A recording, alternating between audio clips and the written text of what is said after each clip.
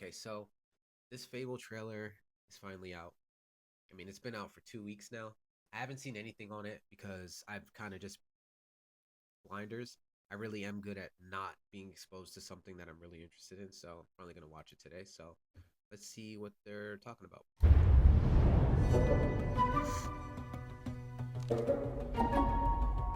Hi, welcome to Playground Games, where I'm thrilled to share our very first deep dive into a game we've been making here for a really, really long time.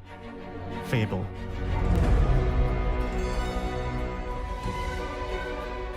Playground Games is renowned for fun, immersive, and visually stunning open-world experiences. Since 2010, we've been developing the Forza Horizon series right here in Royal Leamington Spa. See, I'm hoping that this game in the middle of expands on what made As Horizon has grown, so have we. Over the past few years, we've built a new team to carry that reputation into a new genre that we are incredibly passionate about. It wasn't as good as 2. Fable is Playground's first open-world action RPG, and we couldn't be more proud to be carrying on the work of the legendary Lionhead Studios, the original creators of the franchise. And although our game is a new beginning, I think what we're making is really faithful to the spirit of the classic Lionhead trilogy. Okay, so this is a completely love. different company that's making this. All right, let's see what they got. At the heart of our game is a simple, recurring question. What does it mean to you to be a hero? Our game is about choices and their consequences. It's packed with action, drama, British humour, moral dilemmas, and quite a few chickens. All of this combines in a fairy tale which could only be Fable.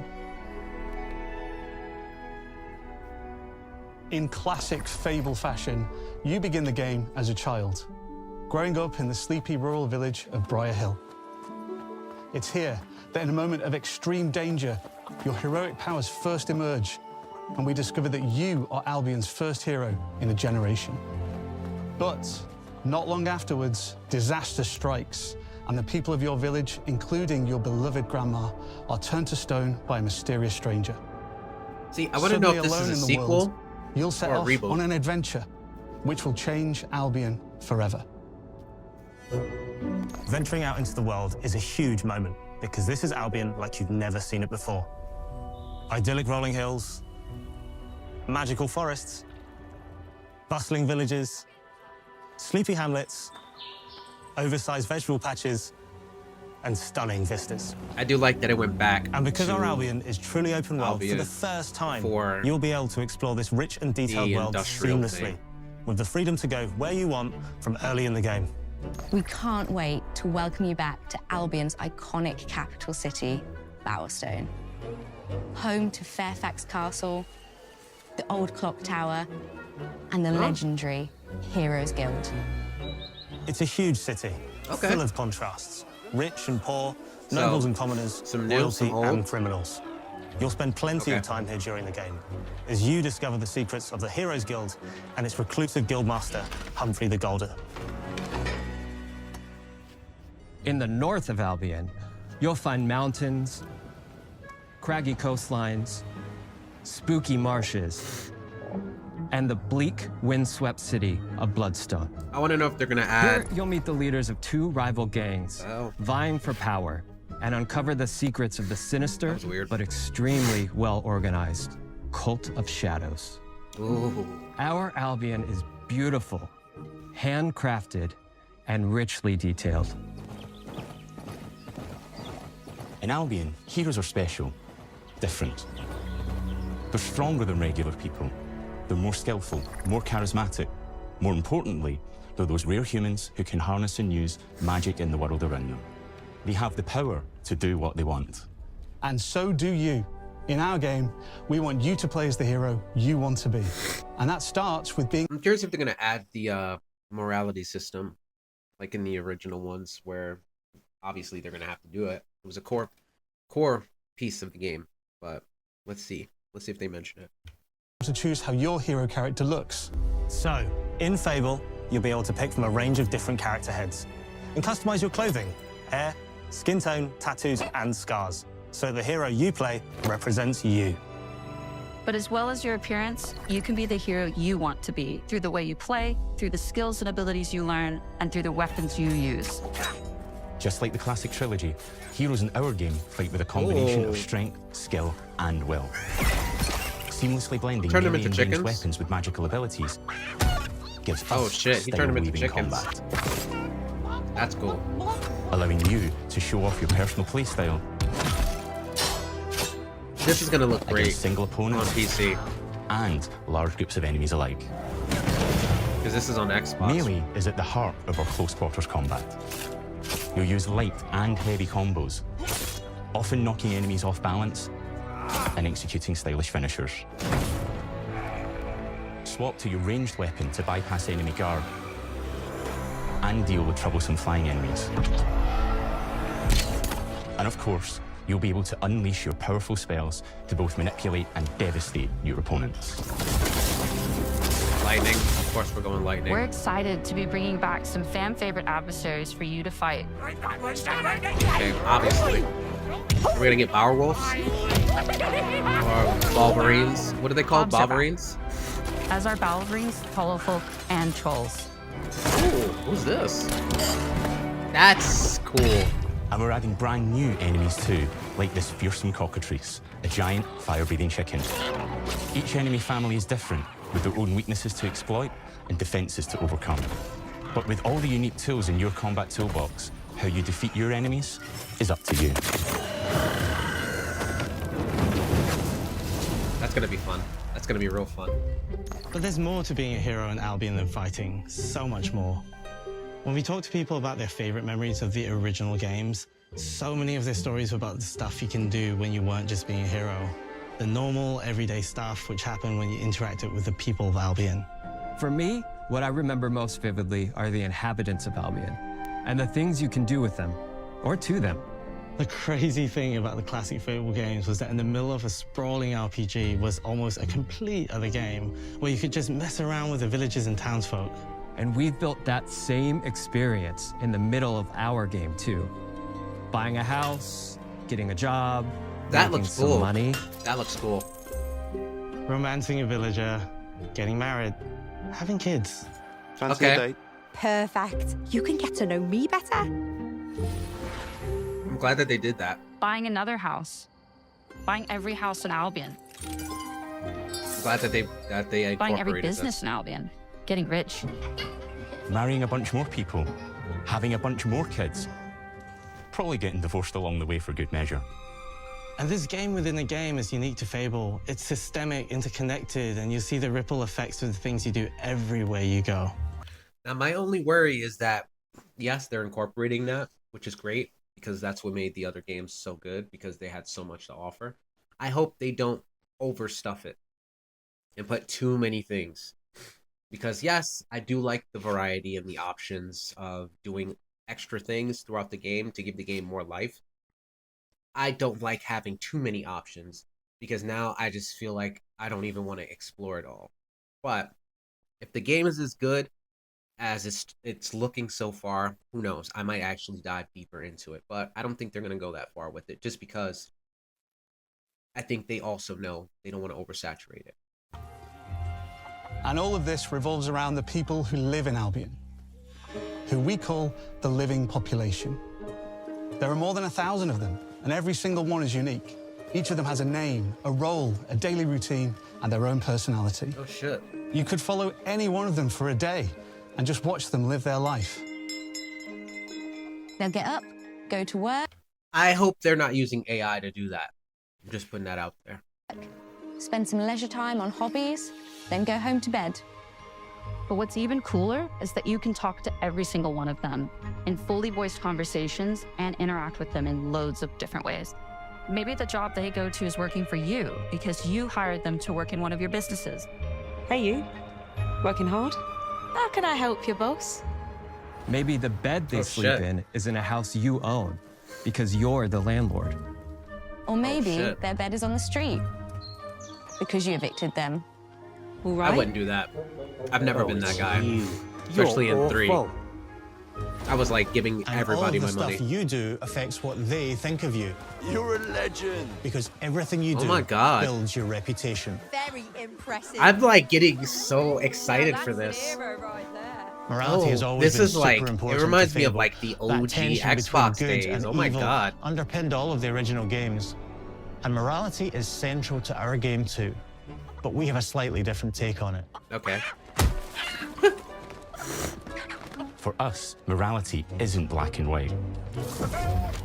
There are lots of grey areas. And importantly, morality is subjective. Okay. No two people see things exactly the same way.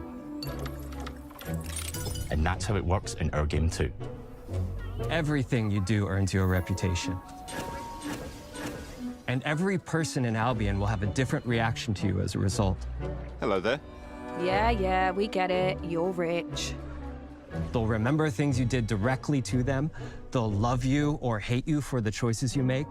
And they Just will like real always life. tell you why. Although, usually from a safe distance. Our game will never judge you, but the people of Albion will, loudly. I do like British humor, so I'm curious to see what they do.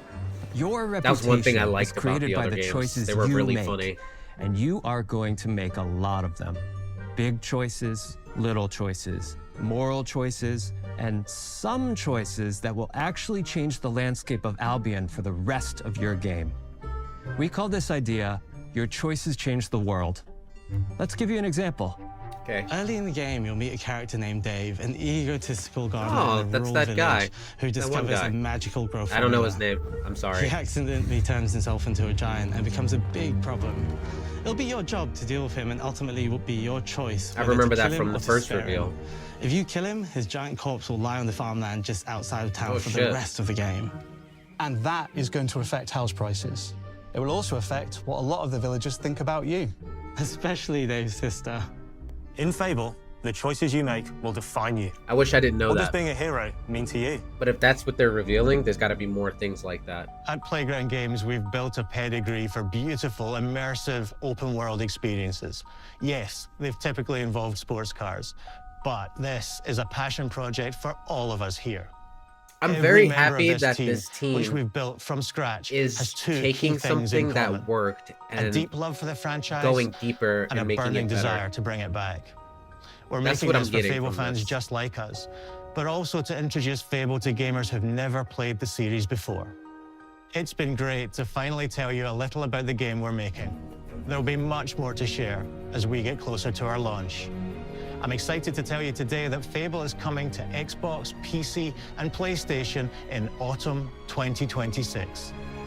From all of us here, All right. thanks for watching. That's this year. That's this year. That's this year. Hold on. That's this year. That means I actually have something to look forward to.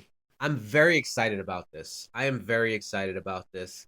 And if anybody who knows me knows that I genuinely love these games. These are my favorite games. They're not like I wouldn't die on a hill for them kind of games, but I like these games so much because they make me feel like I'm in the whimsical fantasy world, and it just is a fun game. It's funny through and through. I don't know. But I think it's going to be good, and I hope by at least, let's say, June, we get some more news. So far, what I'm seeing is good. I love the fact that the character creation, they kept that system, because the first one you didn't have it, which I didn't mind because I like that character is that character. I don't remember 2's system fully, but I believe it did have character creation. And then 3, obviously, with the prince and the princess, but you didn't have a lot of options. You just picked one of the 2, and then you put on the cosmetics and shit. So this being able to create a character, that's a very nice touch, especially in this day and age where people want to give off their identity and show more of who they are. I know one thing they didn't mention, and I'm hoping they do that, because if they do this, not only will it make the game so much more of an experience, but it's gonna make other games realize that they could have been doing this too. And I'm talking about the co-op. The co-op was such a fucking great thing to add to Fable, and I don't know if they're gonna do that with this one.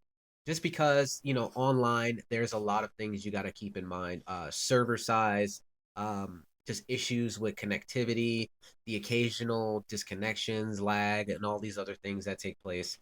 Excuse me for a sec. Thought I had to sneeze. Guess not. Premature. Anyway, no, that's gonna be cool. And then on top of that, if they do incorporate co-op, are they gonna make it like two, where you have two players that can be in the same world, or are they gonna do what they were advertising when they released that trailer way back for the other Fable game, which was the 4-player roguelike? Because let's see, if they did a 4-player co-op experience, I would be so fucking happy. And here's why I'd be happy. Not only am I playing my character in a world that is seamless, I have 3 other people running around doing whatever they're doing, and there's a chance that the system would allow them to do whatever they want to do, and we can all meet up and do things. Like, are there going to be like quests that are happening, like events in the world kind of thing, or is this going to be very much story driven narrative that you play like any other Fable game? You do what you do when you do it. Because again, if there's things that you can do that affect the world, like the giant thing, who's to say there's not other things that they're going to add? Like, I'm very excited for this. So I hope they do great, and I hope it's great, and we'll see what happens come autumn. But till they release more content on this, I'm going to keep an eye on this. I am very much going to keep an eye on this. I'm not subscribed to IGN, so I'm going to subscribe. There we go. And yeah, so we'll see what the future holds for Fable.